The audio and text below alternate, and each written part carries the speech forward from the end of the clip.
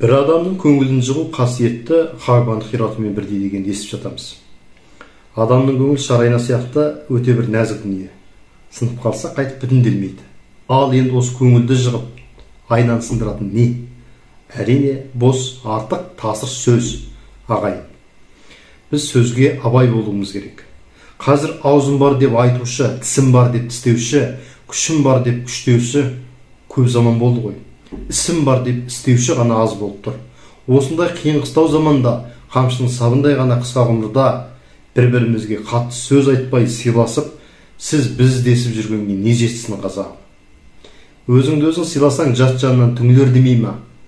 Осыған қатысты әулие Мәшһүр Жүсіп айтады: жан бір асырандық құс, дене бір қапас. Ол құсқа от су бермесе қапаста тұрып аштан өліп қалады.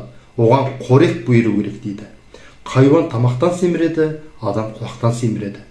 Мұнан мағлұм болды, жақсы сөзге жан семіреді екен. Жанның қорегі құлақ сүйсінерлік сөз. Адам тіршілігінде, денсаулығында құлақ сүйсінетін сөз етуге талап қылып тырысу керек дейді Мәшһүр Жүсіп.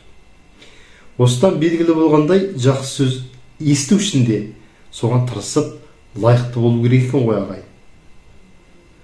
Жақсылық көрсем өзімнен, жамандық көрсем өзімнен, тағдыр қылды дегенді шығарамын сөзімнен дейді ғой Сұлтанмахмұт.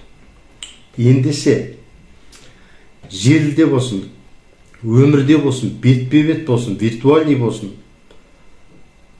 бір-біріміздің шамымызға, ашу, ыза, арымызға тиетін сөз айтпай, кішкене әдеп, этикат сақтап, алды артымызды ойлап, әрбір айтатын сөзімізді жазбаша болсын, ауызша болсын, ойланып сөйлеу қажет екен бізге.